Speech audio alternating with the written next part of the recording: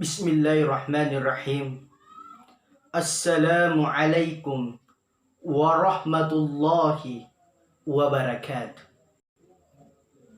Alhamdulillah, tidak ada kata-kata yang paling pantas kita ucapkan selain kata-kata Alhamdulillah.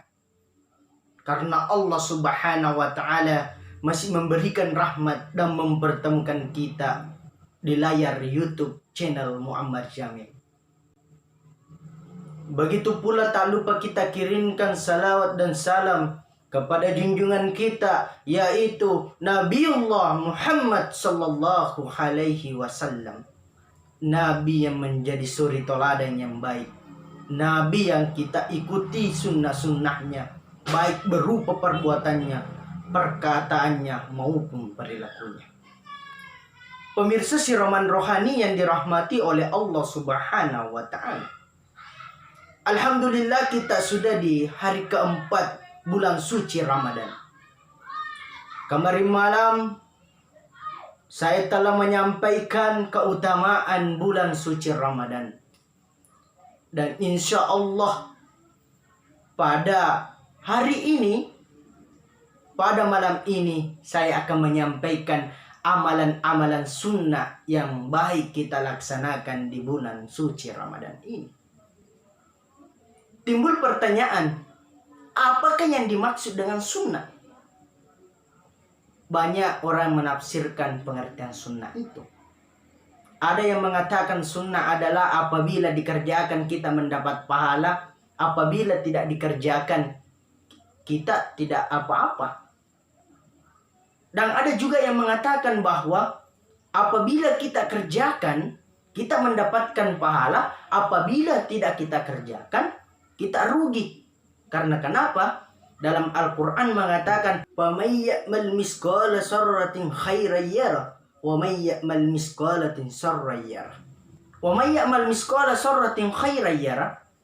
Amal perbuatan apapun yang engkau lakukan di dunia ini, walaupun seperti biji zarrah kecilnya, maka akan dibalaskan oleh Allah Subhanahu wa Ta'ala.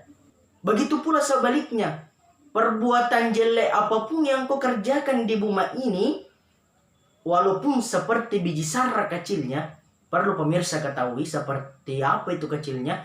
Ketika kita punya kasur di rumah, tidak pernah kita cuci, tidak pernah kita jemur, kita pukul ada terbang-terbang, seperti itu kecilnya, akan dibalas oleh Allah Subhanahu wa Ta'ala. Maka dari itu, janganlah mau ketinggalan dari perbuatan-perbuatan kecil. Lakukanlah sunnah-sunnah Nabi. Makanya saya akan menyampaikan sedikit sunnah-sunnah yang diamalkan, yang bagus kita amalkan di bulan suci Ramadan ini.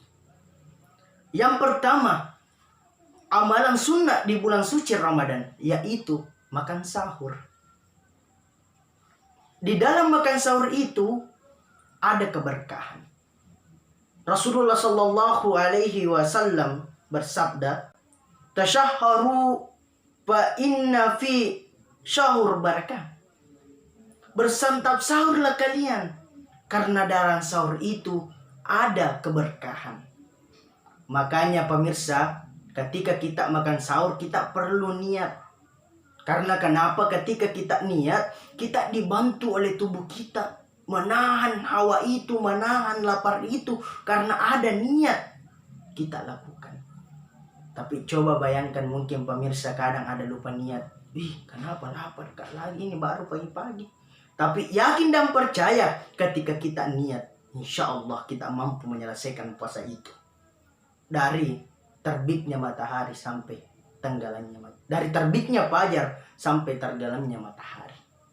Pemirsa Siraman Rohani yang dirahmati oleh Allah Subhanahu wa Ta'ala. Yang kedua, menyegerakan buka puasa. Kadang ada orang, dia katakan bahwa nanti bisa ya buka puasa kak. Rasulullah Shallallahu Alaihi Wasallam menganjurkan kita percepatlah buka ketika itu sudah masuk waktu buka. Jangan lagi kau tunda-tunda. Setidaknya lah Rasulullah Shallallahu Alaihi Wasallam pada masanya, dia itu berbuka dengan kurma, dengan yang manis-manis. Ketika kita susah mendapatkan kurma, berbukalah dengan air atau berbukalah dengan yang manis-manis. Karena kenapa? Berbuka dengan manis-manis itu ada hal yang baik. Pemirsa siraman rohani yang dirahmati oleh Allah Subhanahu wa taala. Yang ketiga, membaca doa yang masyhur. Allahumma lakasumtum wa bika amantum wa ala rizkika attartu bi rahmatika ya arhamar rahimin. Ya Allah, hanya untukmu aku berpuasa, kepadamu aku beriman, atas rezekimu aku berbuka. Inilah amal-amalan yang harus kita, walaupun kecil kita lihat, tapi banyak makna di dalamnya.